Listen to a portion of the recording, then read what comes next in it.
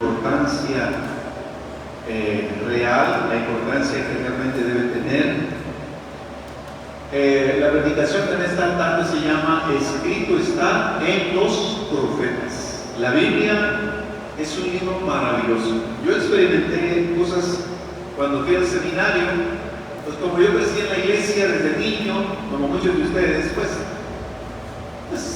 siempre hemos ido a la escuela dominical, hemos escuchado las predicaciones, siempre, toda la vida aprendiendo de la Biblia. Pero tenemos la Biblia, ¿verdad? Así como la conocemos aquí, la tenemos en casa y todo bien bonita, capítulos, versículos, ya todo bien acomodadito. Pero cuando yo fui conociendo cómo se formó la Biblia y todo lo que hay detrás de la Biblia, la verdad yo me impresioné porque a través de los años, ¿verdad? La iglesia, a través de los siglos, la iglesia ha acumulado muchísima información sobre la Biblia. Pero el miércoles estoy pensando hablarles acerca de cómo es que nosotros podemos tener una traducción de la Biblia y por qué hay varias traducciones. Pero ¿dónde comienza el asunto? Desde el manuscrito original que escribió Pablo, ¿verdad? Con puño y letra, o que escribió Moisés, o el cronista del Antiguo Testamento, o el profeta fulano, o el discípulo del profeta. O sea, el pergamino, el documento original. Y luego de los originales se ramifican un montón de copias, pero copias a mano, no copias en la fotocopiadora, no, copias a mano, de puño y letra también, pero copias. Está el original, luego un montón de copias, y luego a través de los años y a través de los siglos ya se fueron formando las diferentes versiones de la Biblia. Y bueno, vamos a hablar un poquito de eso porque hoy tenemos muchas versiones y a veces nosotros decimos, bueno, ¿y por qué esta Biblia dice así? ¿O por qué esta Biblia no le pusieron este versículo? ¿Por qué esta Biblia dice diferente? Esperamos que el miércoles podamos entender un poquito de eso. Hoy vamos a hablar acerca de Escrito está en los profetas. El Nuevo Testamento está fundado en el Antiguo. Usted no puede divorciar el Antiguo del Nuevo diciendo, bueno, este es el Antiguo, eso ya pasó. Aquí nosotros puro nuevo. No, es imposible. Porque si usted lee el Nuevo Testamento, continuamente va a leer y a darse cuenta que dice, escrito está. O como dijo el profeta. ¿Cuál profeta? ¿O qué escritura está citando cuando dice escrito está? Cuando Jesús dijo en la tentación del enemigo contra él, cuando 3 veces dijo escrito está, ¿qué estaba citando el Señor? ¿Usted qué cree? ¿Nuevo Testamento o Antiguo Testamento? O cuando los evangelios dicen, esto sucedió para que se cumpliera lo dicho por el profeta Isaías o cualquier profeta, ¿verdad? Tal. ¿Qué profeta cree usted que está citando? ¿Algún profeta del Nuevo o del Antiguo? Está citando del Antiguo, siempre del Antiguo, por una sencilla razón. En el tiempo de Jesús, el Nuevo Testamento no existía. La Biblia de los judíos era el Antiguo Testamento. Entonces, el Antiguo Testamento es la base, es el cimiento sobre el cual está edificado el Nuevo Testamento. Son inseparables. La palabra de Dios es una sola. Lo que pasa es que la revelación es progresiva. Comenzó en Génesis y termina hasta Apocalipsis. Bueno, vayamos a Juan capítulo 6. Juan capítulo 6 dice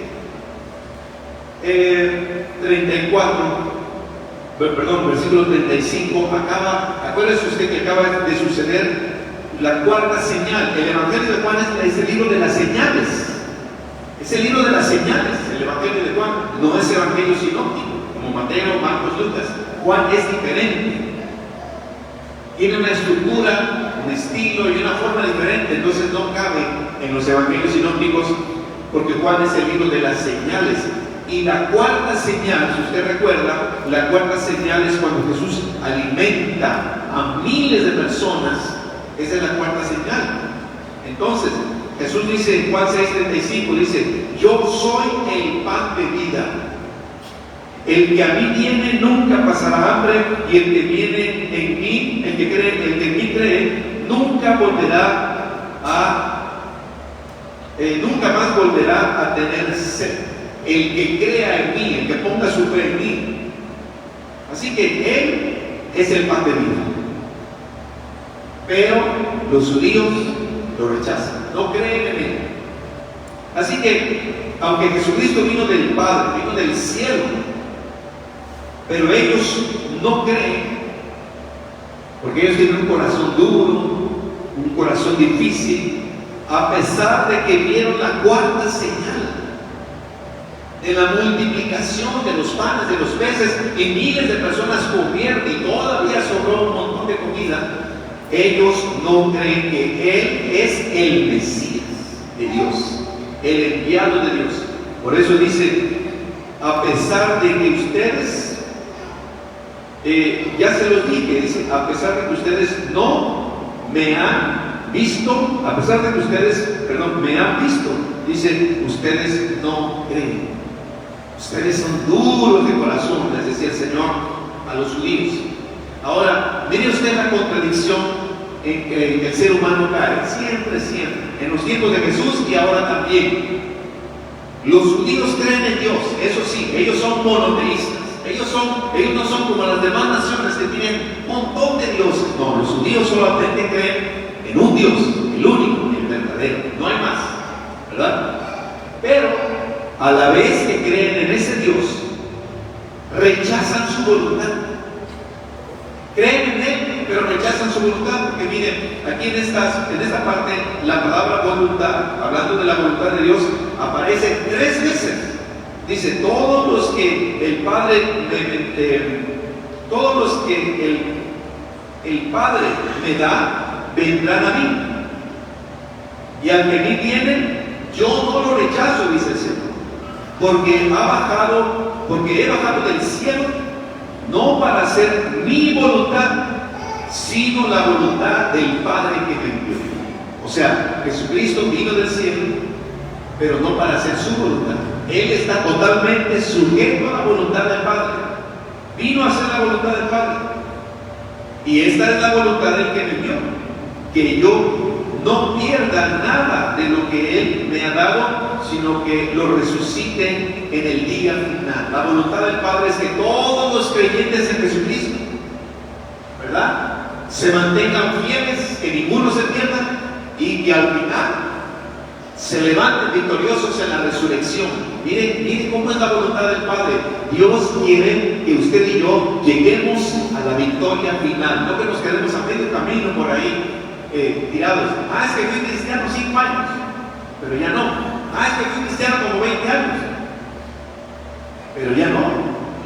Tenemos que ser cristianos hasta el fin. Tenemos que ser cristianos hasta el último día de nuestra vida, porque de esa manera el Señor te va a levantar de los muertos con victoria. Y luego dice: porque la voluntad de mi Padre es que todo el que reconozca al Hijo, el que hace las señales, el que reconozca al Hijo y cree en Él, tenga vida eterna, y yo lo resucitaré en el día final.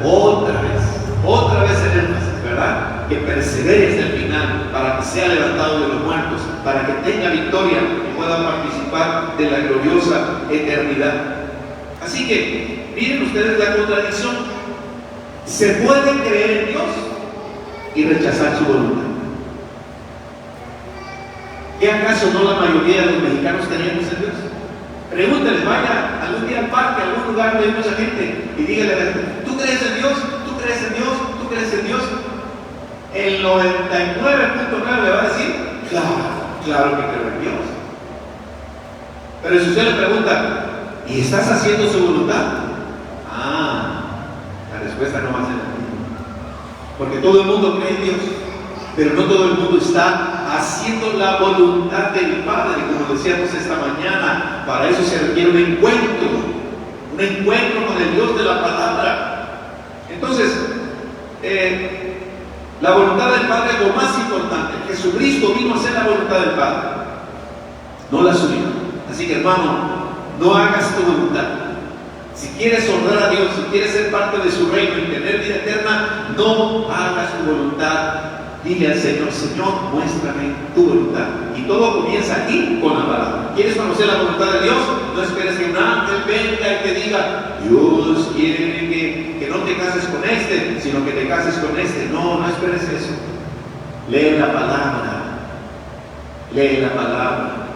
Y ahí vas a encontrar la alianza, lo que honra a Dios, lo que agrada al Señor, lo que Dios quiere para tu vida. Está ya revelado en la palabra, en la bendita palabra, la Biblia. Ahora, entonces los judíos comenzaron a murmurar. ¿Se acuerdan de esa palabrita que está en la Biblia? Murmurar. Hablar de, pero hablar mal. Como hablaron de Moisés, ¿se acuerdan? Moisés nos sacó de allá donde teníamos comida bien horrible, pero teníamos comida, pero aquí en el desierto, nada, nos vamos a morir de hambre, de sed. Murmurar, como criticar, como estarse quejando, como estar señalando. Ellos comenzaron a murmurar contra él, contra Jesús. Aquí aparece 2 veces la palabra murmurar, porque dijo: yo soy el pan que bajó del cielo. Pero ellos murmuraban y decían: ¿qué no es este Jesús, el hijo de José? ¿Cómo es que dice que bajó del cielo? Y se decían: ¿no conocemos a su padre, el carpintero? ¿Que no conocemos a su madre, María? ¿Cómo es que sale diciendo: yo bajé del cielo? ¿De dónde? ¿De dónde dice este hombre? Está medio loco. Y entonces Jesús les dice: ya dejen de murmurar. Mira, cuando no conocemos la verdad, murmuramos. Cuando no conocemos la verdad, decimos cosas que no tienen sentido. Pero el Señor le dice: ya dejen de murmurar. Nadie puede venir a mí si no lo atrae el Padre que me envió, y yo lo resucitaré en el día final. Es la tercera vez que el Señor habla de la resurrección de los creyentes, de los seguidores en Él, los seguidores de Él. La tercera vez que Él dice: el que me siga y que cree en mí y que sea fiel, yo lo voy a resucitar. Mira qué énfasis tan tremendo. Y luego viene la declaración. De ahí tomé el título para la predicación en esta tarde. ¿Cómo se llama la predicación en esta tarde? Escrito está en los profetas. Escrito está en los profetas. Aquí está, dice, versículo 45. El Señor le responde, porque ellos estaban murmurando, y les dice: ya dejen de murmurar. Ahí no está la respuesta en la murmuración, la respuesta está en la Biblia, en la palabra. Y luego les dice: en los profetas está escrito. O sea, vayan al Antiguo Testamento, como el Señor le decía a los líderes judíos: escudriñen la Biblia, porque ahí van a encontrar la vida eterna. Escudriñenla, investiguen, vean, y verán que la palabra del Señor, los profetas hablan de mí, decía el Señor a los líderes judíos. Entonces ahora les dice: en los profetas está escrito. Y cita al profeta Isaías. El profeta Isaías dijo: a todos los instruirá Dios, a todos les enseñará Dios. Entonces Jesús dice: ya está escrito en los profetas que Dios va a enseñar su voluntad. En efecto, dice: todo el que escucha, mira ese verbo, escuchar al Padre. ¿Cómo nosotros escuchamos al Padre hoy? En el tiempo de Jesús, ¿cómo ellos escuchaban al Padre? A través del Hijo. Si escuchaban al Hijo, escuchaban al Padre. Si veían al Hijo, veían al Padre. Pero nosotros ahora que Jesús no está aquí en este mundo, ¿cómo escuchamos al Padre? Dígame, hermano.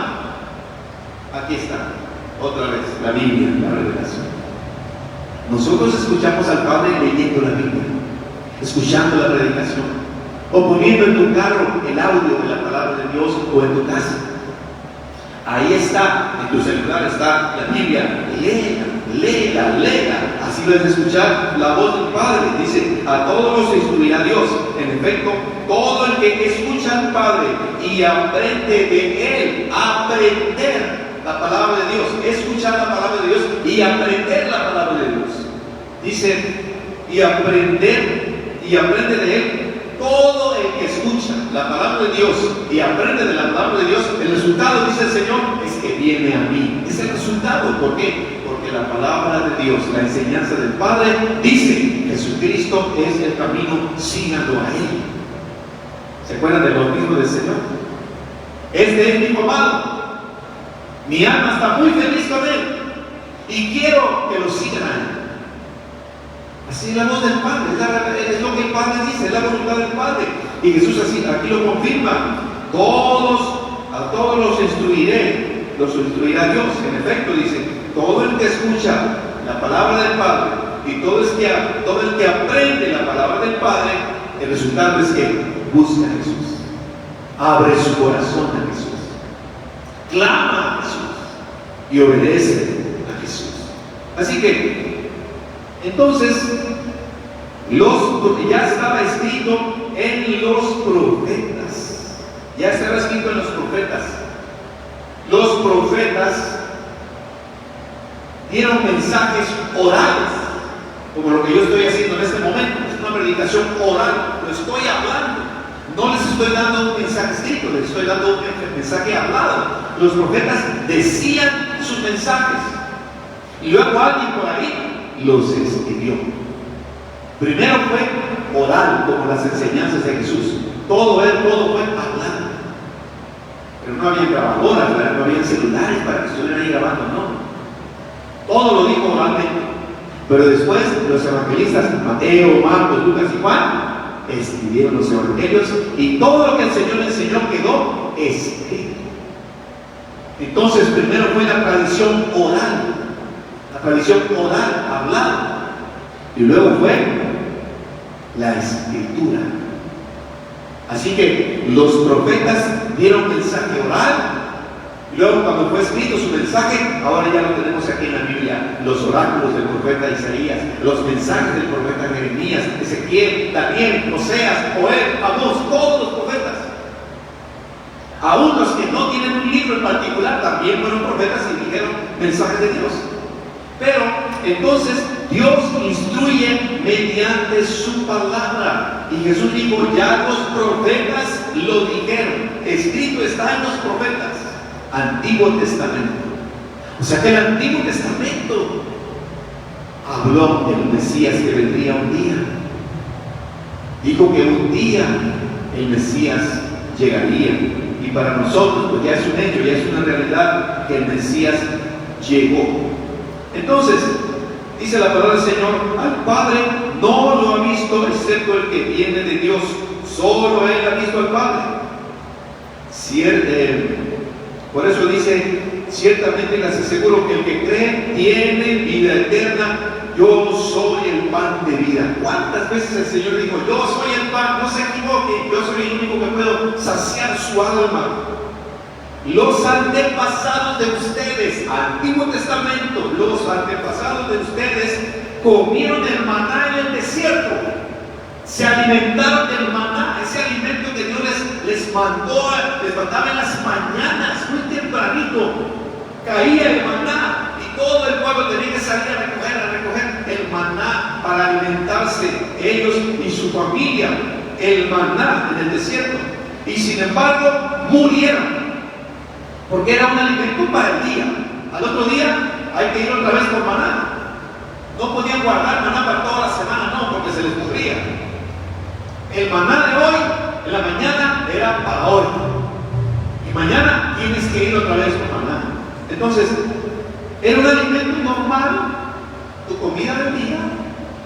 No porque comieras mucho pochito, tamalitos y atolario, vas a vivir para siempre. No, es un alimento físico y material.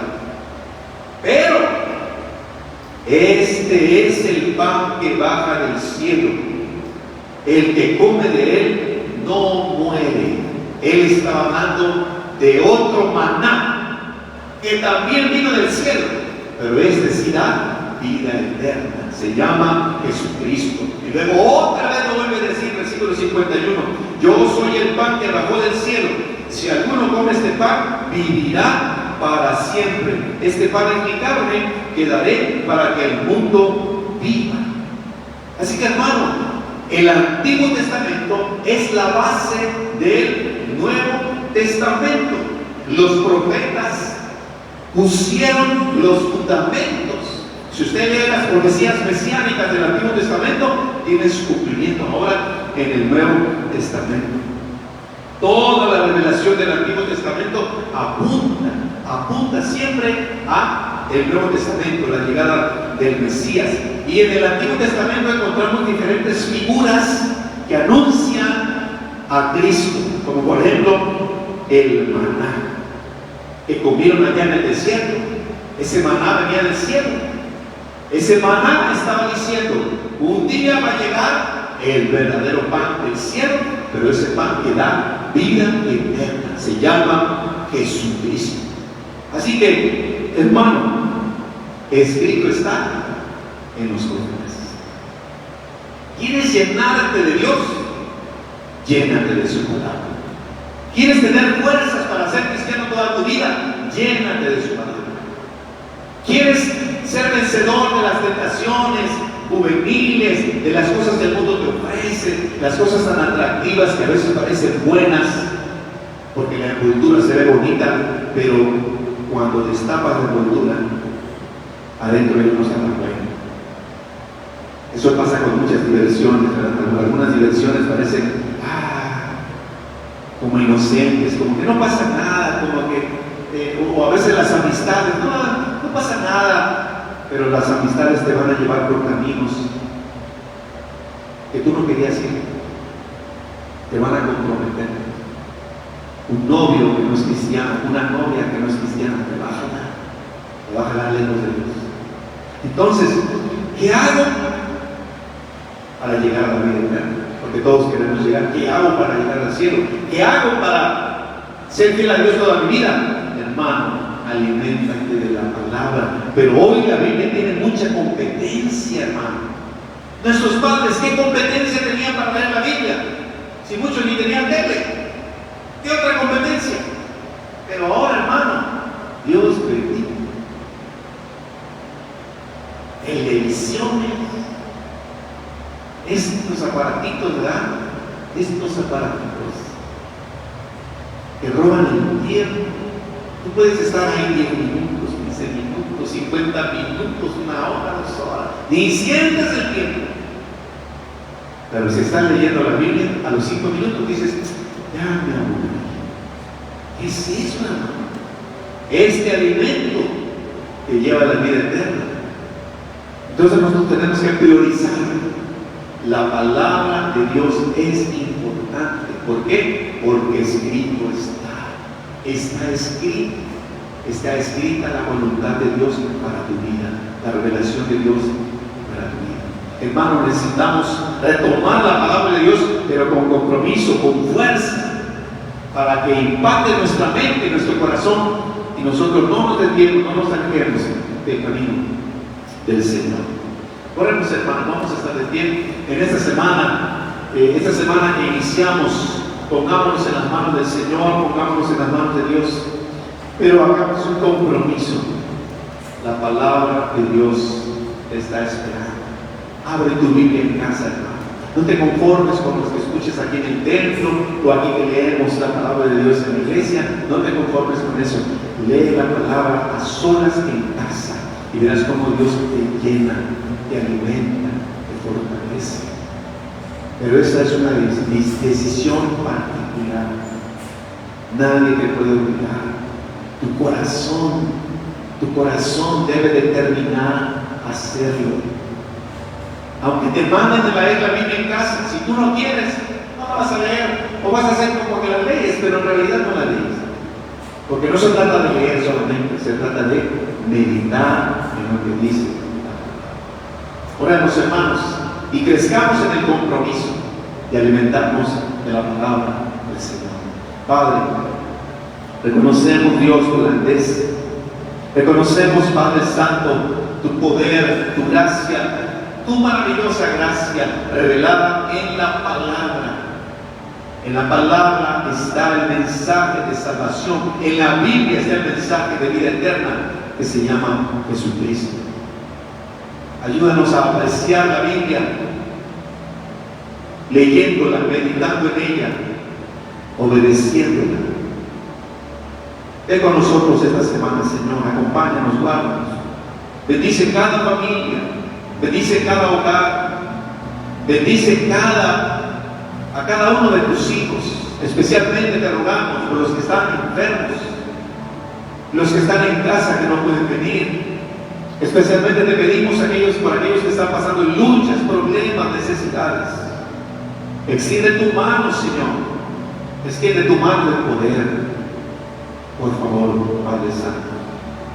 Bendice a tu pueblo, bendice a tu iglesia. Bendice a Chiapas. Oramos por esos lugares difíciles donde hay conflictos todavía, Señor. Con tu mano de misericordia en esas comunidades y en todo nuestro país. Bendícenos en esta transición de gobierno, Señor. Ayuda, Señor, a nuestro pueblo. Y que tu palabra, tu bendita palabra, siga extendiéndose, llegando a nuevos lugares, transformando vidas, transformando comunidades. Tu mensaje de salvación, tu palabra que dice, escrito está, siga llegando a todos los lugares de Chiapas, en México y en el mundo, Señor. Bendice la obra misionera, Padre. Bendice tu obra misionera en el mundo entero. Gracias por estar con nosotros. En el nombre de Jesús. Padre, te damos gracias. Amén. Hermano, recibe la bendición sacerdotal que está en la palabra del Señor. En esta semana, el Señor te bendiga y te guarde. El Señor te mire con agrado y te extienda su amor. El Señor te muestre su favor y donde quiera que vayas, te conceda la paz, hermano. Toda la semana el Señor esté contigo. Nos vemos el miércoles con la ayuda de Dios. Hay 3 tiempos de oración. El miércoles 6 de la mañana a las 11 y en el culto de las 7. La junta de oficiales, nos reunimos unos minutitos nada más en la junta de oficiales.